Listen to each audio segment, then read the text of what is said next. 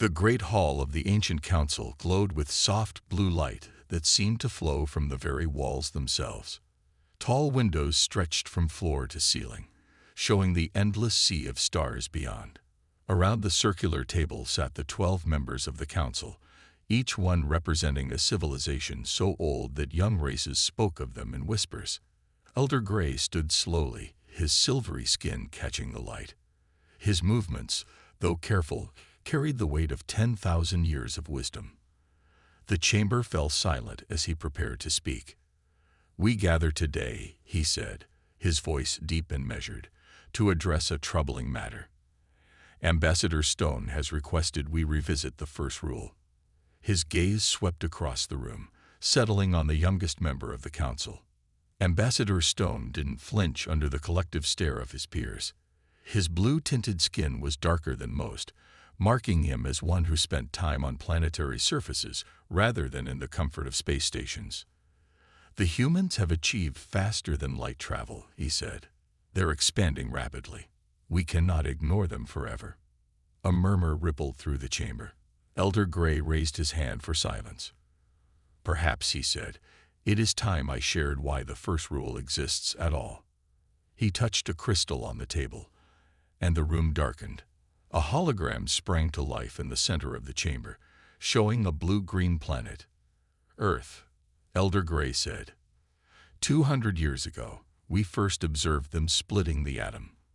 We thought them primitive, yet clever. We watched them reach their moon using chemical rockets." He paused, and the hologram shifted to show various human achievements. In mere decades, they went from basic flight to landing on their satellite. Their pace was unsettling. "But surely that shows their potential," Stone argued, "their drive to advance." "Let me continue," Elder Gray interrupted. The hologram changed again, showing scenes of human conflict. While they reached for the stars, they fought among themselves. But here's what truly set them apart. They kept advancing, even in peace. Most races slow down when not pushed by war. Humans, they turned their wartime innovations into tools for exploration. The images shifted to show human space stations, early colonies on Mars, and the first human faster-than-light ship. "We tested them," Elder Gray continued. "We created obstacles.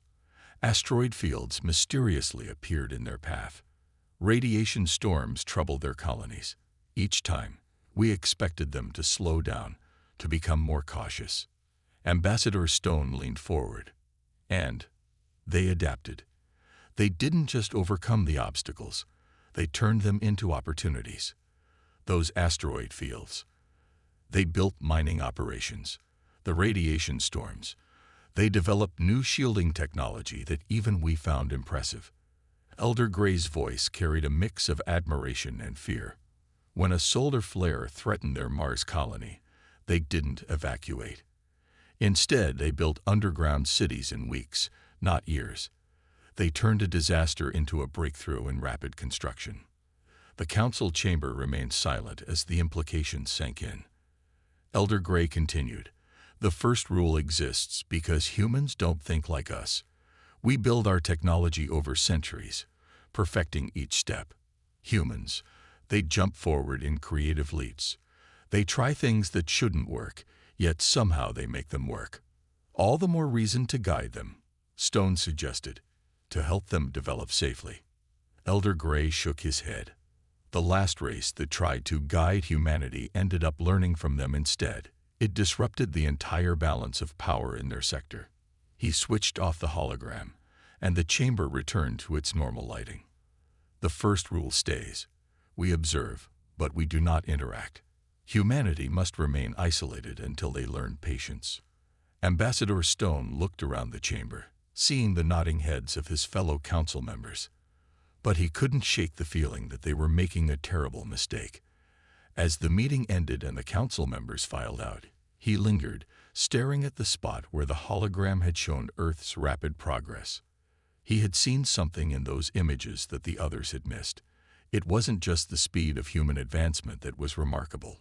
It was their ability to work together in a crisis, to turn setbacks into opportunities.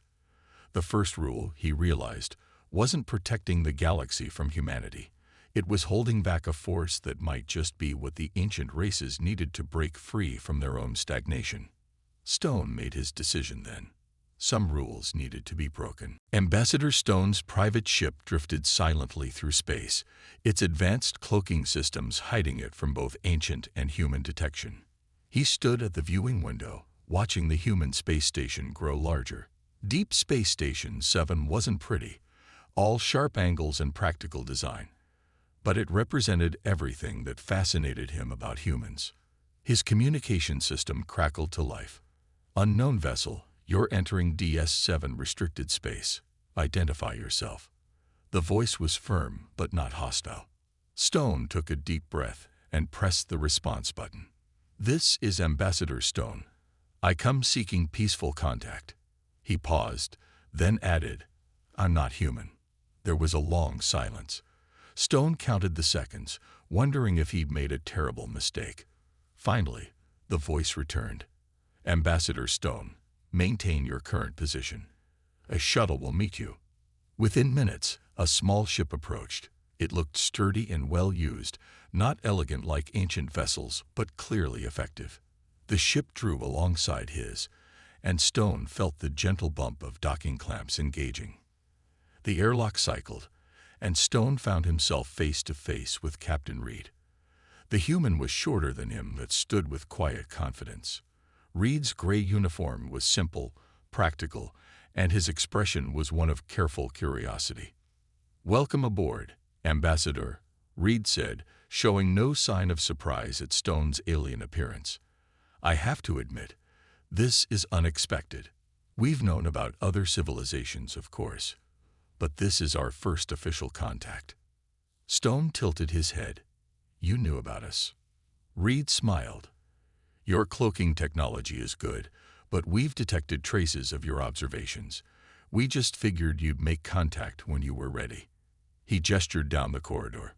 Would you like a tour? As they walked through the station, Stone was struck by the controlled chaos. Humans rushed about their tasks, the station humming with energy and purpose. In one lab, scientists were studying what looked like a new form of propulsion. In another, engineers were testing improved life support systems. How do you manage so many projects at once? Stone asked, watching a team reassemble what appeared to be a gravity generator. We multitask, Reed replied, and we're not afraid to fail. Every failed experiment teaches us something new. He led Stone to a window overlooking Earth. That's our biggest advantage, I think. We're comfortable with failure because we know it's part of learning. Stone stared at the blue planet below. The ancients spend decades perfecting each advancement. We don't move forward until we're certain. And how's that working out? Reed asked, his tone curious rather than mocking. Before Stone could answer, alarms blared through the station. Reed rushed to a nearby console, his expression growing serious. We've got a problem. A solar flare just erupted from a nearby star. It's massive, heading straight for the Miller colony. Stone felt his heart sink. The Miller colony was a new human settlement, barely established. They'll have to evacuate. There's no way to protect against a flare that size. Reed was already moving, speaking rapidly into his communicator. Launch the emergency shield satellites. Get me the colony leader. And someone wake up Dr. Wilson. We're going to need those experimental deflectors after all. Stone watched in amazement as the station transformed. Within minutes, teams were coordinating, ships were launching, and solutions were being implemented. No debates, no lengthy discussions, just immediate action. Can I help? Stone asked, following Reed to the command center. Reed turned, studying him for a moment. Your people have experience with solar radiation, right? We could use another perspective on this. As Stone joined the human emergency response team, he realized something important. The ancients had been wrong. Humans weren't dangerous because they were unpredictable or aggressive. They were remarkable because they turned every challenge into an opportunity to grow, to learn, and to help others. And now, watching them race to save their colony, Stone knew he'd made the right choice in breaking the first rule. The galaxy needed humanity's spirit of innovation and cooperation, even if the ancients weren't ready to admit it yet. The Miller colony was saved, but a bigger problem emerged. The solar flare had torn a hole in space itself, creating what humans called a cosmic storm. Stone watched from Deep Space Station 7's observation deck as the swirling mass of energy grew larger with each passing hour. "It's spreading faster than we predicted," Captain Reed said, studying the latest data on his tablet. "At this rate, it'll reach both human and ancient space within days." Stone felt a chill run through his body. The cosmic storm wasn't just a natural disaster. It was breaking down the basic laws of physics. Ships that entered its edge disappeared completely.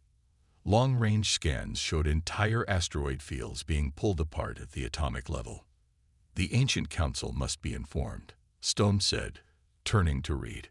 "This threatens everyone." Reed nodded. "Do it, but they better decide quickly. We've got less than 48 hours before this thing hits the nearest colony."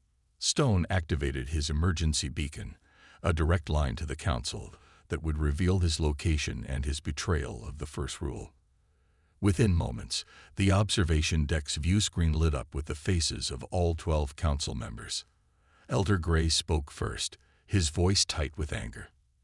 "Ambassador Stone, you have violated our most sacred, honorable council." Stone interrupted. "We face a greater crisis." He transmitted the data about the cosmic storm. "This anomaly defies our understanding of space-time. It's growing exponentially." The council members fell silent as they studied the readings. Finally, Elder Gray spoke again, his anger replaced by concern. "Our scientists predict total devastation of 3 sectors within the week. Our traditional containment methods will take months to implement." "The humans have an idea," Stone said quickly. "Captain." Reed stepped forward. "We've modified our deflector technology from the solar flare crisis. If we combine it with ancient energy manipulation systems, we might be able to create a containment field." "Impossible," one council member scoffed. "Our systems are far too advanced to work with human technology." "That's exactly why it might work," Reed countered. "Your systems are perfect, too perfect. They operate on strict rules. This storm breaks all rules. We need something more flexible." Stone watched the council members exchange glances. He knew what they were thinking. Working with humans went against everything they believed in. But the data couldn't be ignored. "Show us this plan of yours," Elder Gray said finally. Reed pulled up a holographic display. "We'll position ancient ships here and here." He pointed to specific coordinates. "They'll create an energy barrier using their advanced systems. Our ships will fill the gaps with modified deflector beams. The random fluctuations in our less perfect technology might actually help stabilize the breach." "And if it fails?" another council member asked. "Then we fail trying," Reed said simply. "Better than failing because we were too proud to try." The council chamber erupted in argument. Stone watched as the members debated, their carefully maintained dignity cracking under the pressure of real crisis. Meanwhile, the cosmic storm grew larger on their screens. Elder Gray raised his hand for silence. "We have no choice. The crisis demands immediate action." He looked directly at Reed. "Captain, coordinate with our fleet. Ambassador Stone, you will serve as liaison." His gaze hardened. "But know this. If your plan fails, if this is some human trick, the consequences will be severe." Reed smiled grimly. "With all due respect, Elder, if this fails, there won't be anyone left to face consequences." As the council transmission ended, Stone turned to Reed. "They're scared. The ancients haven't faced a real crisis in thousands of years." "Good," Reed said, already moving towards the command center. "Fear keeps you sharp, makes you think faster." He paused at the door. "Coming, Ambassador. We've got a universe to save." Stone followed, realizing that humanity's greatest strength wasn't their technology or their adaptability. It was their willingness to act even when faced with impossible odds. The coming hours would prove whether that strength was enough to save them all. The command center of Deep Space Station 7 had never been so crowded.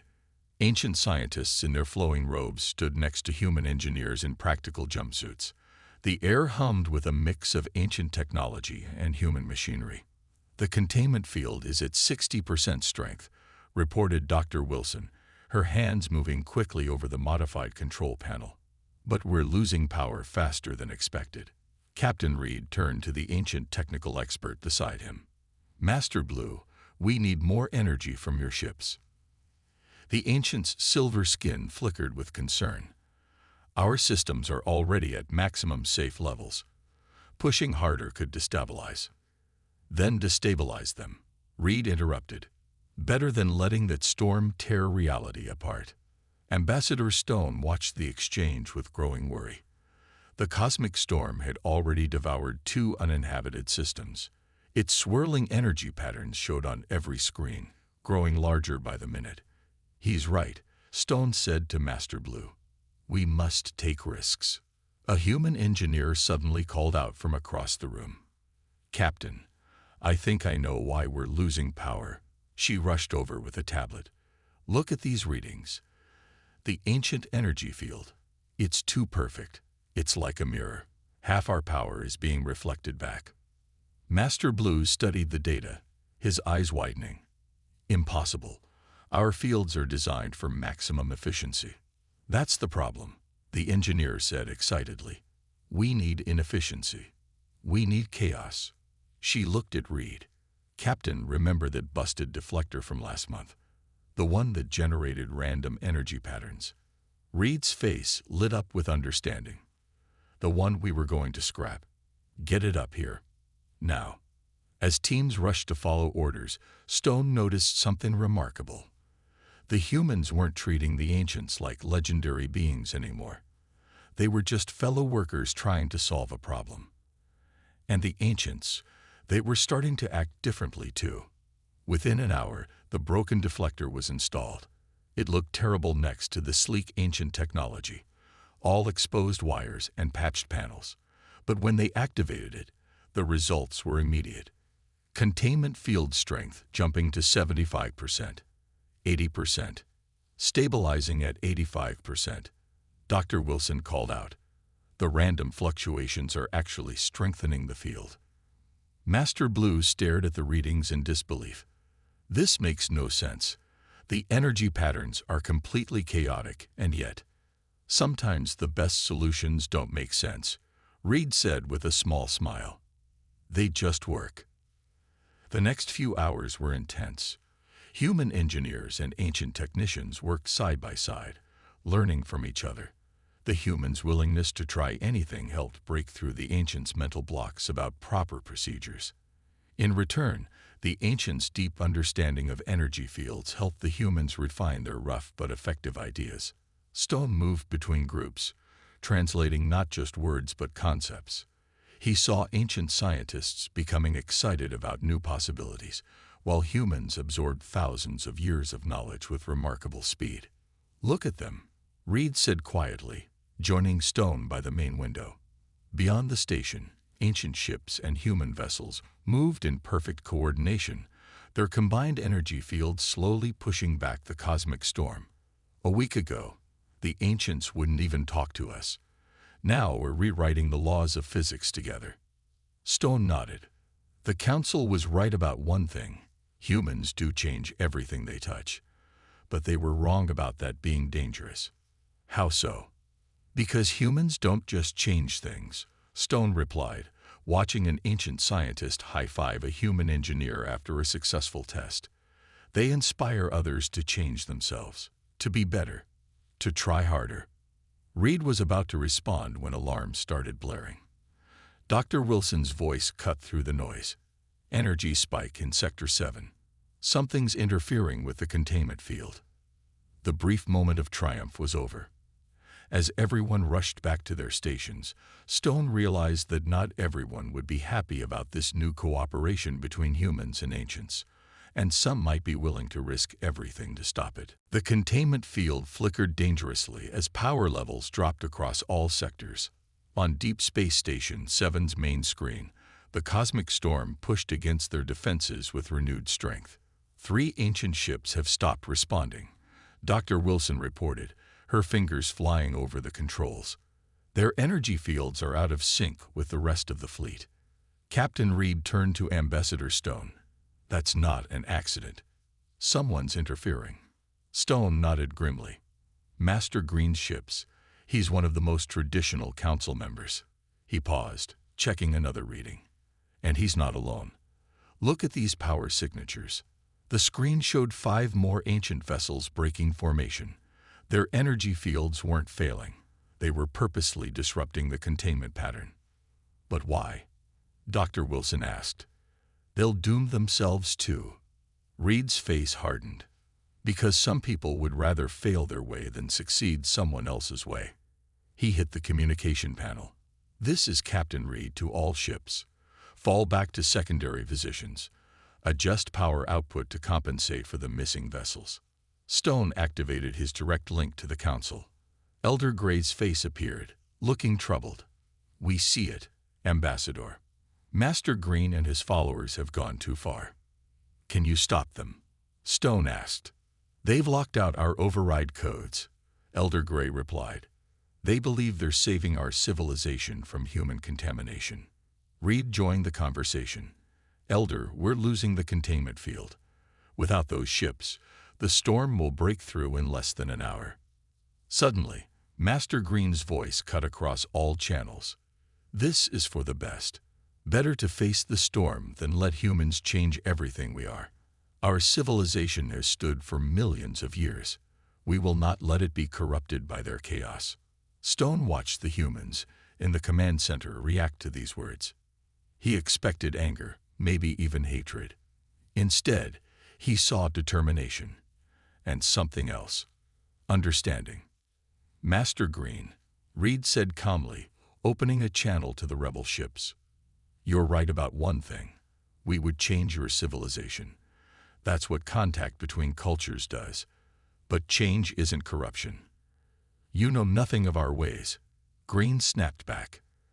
I know you're scared, Reed continued. Change is terrifying. But right now, your fear is going to kill trillions of people, human and ancient alike. The cosmic storm surged again, and warning alarms blared through the station. Stone checked the readings and felt his heart sink. We have 20 minutes at most. Reed looked around the command center, at humans and ancients working together. Then he did something surprising. He smiled. Master Green, I'm going to tell you a secret about humans, Reed said. We're terrified too. Every time we try something new, every time we take a risk, we're scared it won't work, but we do it anyway. Want to know why? There was silence on the channel. The rebel ships continued their disruption, but they were still listening. Because being afraid of something doesn't make it wrong, Reed said. Look at what we've accomplished together in just a few days. Not by following either of our ways, but by creating something new. Something better. Stone added his voice. The first rule was meant to protect us, Master Green. But it's become a cage. One we built ourselves. For a long moment, nothing changed. The storm pushed against their weakening defenses. The rebel ships maintained their disruptive pattern. Then, slowly, one of the ancient vessels moved back into formation. Another followed, then another. Master Green's voice came back, quieter now. Perhaps we have been imprisoned by our own fears for too long. As the rebel ships rejoined the defense line, power levels began to stabilize. The containment field strengthened. But Stone knew this wasn't over. They had won this battle. But the greater challenge still remained. Saving both their civilizations from the growing storm. Even with all ships working together, the cosmic storm continued to grow. The combined fleet of human and ancient vessels held their positions, but the strain was beginning to show. Containment field at maximum, Dr. Wilson reported, her voice tired after hours of constant work. But the storm is still getting stronger. It's learning from our attempts to stop it. Captain Reed studied the latest data from the fleet. The storm had nearly doubled in size since they started. Its swirling energy patterns had become more organized, more purposeful. Ambassador Stone stood at the main window of Deep Space Station 7, watching the battle between order and chaos unfold. "This isn't a natural phenomenon," he said suddenly. "Look at these patterns." Master Blue joined him at the window, his silver skin reflecting the storm's eerie light. "Impossible. Unless—" His eyes widened. "The Builders." "The who?" Reed asked, joining them. "The civilization that came before us," Stone explained. "The ones who taught the ancients their first steps into space. Their technology was said to manipulate reality itself." Elder Gray's voice came through the communication system. "Ambassador Stone is correct. These energy patterns match ancient records of builder technology. We always wondered what happened to them. Now we know," Reed said grimly. "They didn't disappear. They sealed themselves away. But why?" Dr. Wilson called out from her station. "Captain, I'm detecting something at the storm's center. It looks like coordinates." The main screen showed a series of numbers pulsing within the storm's core. Stone recognized them immediately. "Those are coordinates to the first library, the oldest ancient structure in known space. It was supposedly built by the builders themselves." "It's a test," Master Green said, his voice carrying new understanding. "The first rule, it wasn't about protecting us from humans. It was about waiting for them." Reed looked confused. "Waiting for us? Why?" Stone's mind raced through centuries of ancient history. "Because you think differently. The builders must have known that someday a species would come along that could understand their work. Not through perfect knowledge, but through intuition and creativity. The coordinates are an invitation," Elder Gray added. "But reaching the center of that storm, it would be suicide." Reed studied the swirling patterns of energy. "Maybe not. Dr. Wilson, remember that broken deflector? The one that worked because it was imperfect." "Yes, but—" Her eyes lit up with understanding. "If we modified the entire containment field to generate random patterns, we could match the storm's chaos with our own," Stone finished. "But it would mean shutting down all ancient ships. Their systems are too perfect, too predictable." The command center fell silent. Everyone understood what this meant. The ancients would have to completely trust human technology. Technology they had dismissed as primitive just days ago. Elder Gray spoke first. "Captain Reed, what do you need from us?" "Full access to your ship's power systems," Reed replied. "We'll channel all their energy through our deflectors. It's risky. We've never handled that much power before." "And if it fails?" Master Green asked. "Then we fail together," Reed said simply. "But if it works, we might learn what the builders wanted to teach us all along." Stone watched as ancient crew members began evacuating their ships, transferring to human vessels. Centuries of pride and tradition, set aside in a moment of trust. "Dr. Wilson, how long to modify all our deflectors?" Reed asked. 20 minutes, maybe less with ancient help." "Make it 10, Reed said. "Ambassador Stone, Master Blue, I need your help coordinating the power transfer.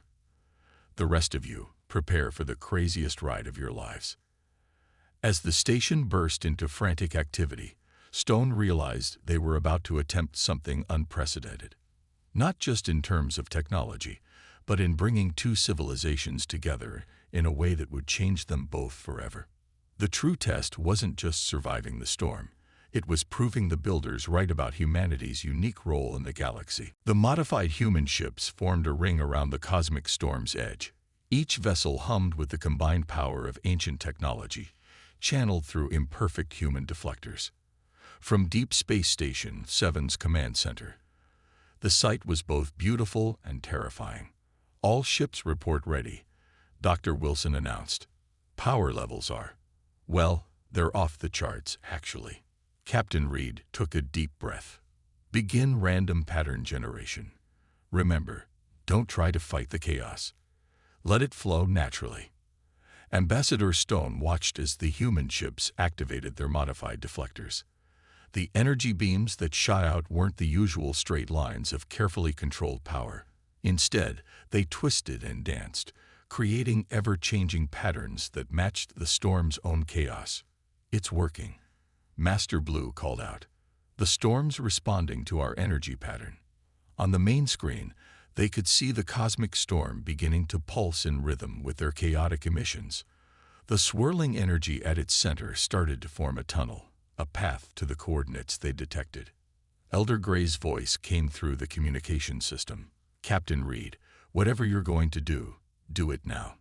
This window won't last long." Reed turned to Stone.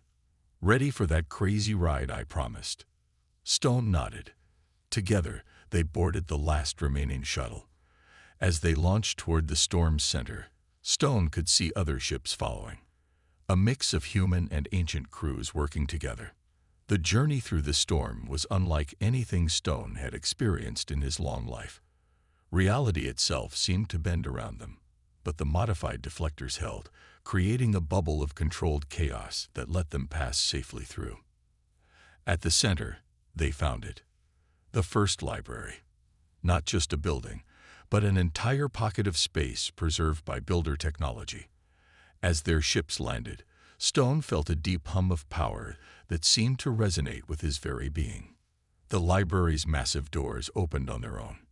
Inside, they found not just records and technology, but a message. It played as a hologram, showing beings of pure energy, the builders themselves. "If you're seeing this," the message began, "then you have learned the greatest lesson we could teach. The universe is not meant to be controlled, but understood. Perfect order leads to stagnation. Perfect chaos leads to destruction. Only in the balance between the two can true growth occur." Reed and Stone exchanged glances as the message continued. "We sealed ourselves away because we became too perfect, too ordered. We forgot how to change, how to grow. But we left behind guardians, the ones you call ancients, to watch for those who could restore balance. The humans' gift is not their technology or their wisdom, but their understanding that imperfection is not weakness. It is the source of all progress." The hologram shifted, showing vast archives of builder knowledge. "This library contains all we knew. But knowledge without wisdom is dangerous. Together, ordered minds and chaotic hearts, you can use it well." The first rule was never about separation. It was about waiting for the right time for reunion.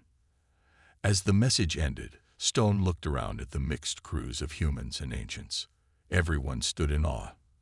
But he could already see the excitement building, the desire to learn, to explore, to grow. "So," Reed said with a smile, "I guess the first rule is officially canceled." Elder Gray stepped forward. "More than that. It's time for a new rule. Move forward together, learn from each other, and never fear change." Stone watched as humans and ancients began exploring the library together. The humans' excitement was infectious, their questions making the ancients see their own knowledge in new ways. And the ancients' deep understanding helped guide human intuition toward greater discoveries. The cosmic storm had faded, its purpose fulfilled. But Stone knew that an even greater adventure was just beginning. The builders had been right. The galaxy needed both chaos and order, both human creativity and ancient wisdom. As he joined Reed in examining a particularly interesting piece of builder technology, Stone smiled. Sometimes the best rules were the ones that taught you when to break them.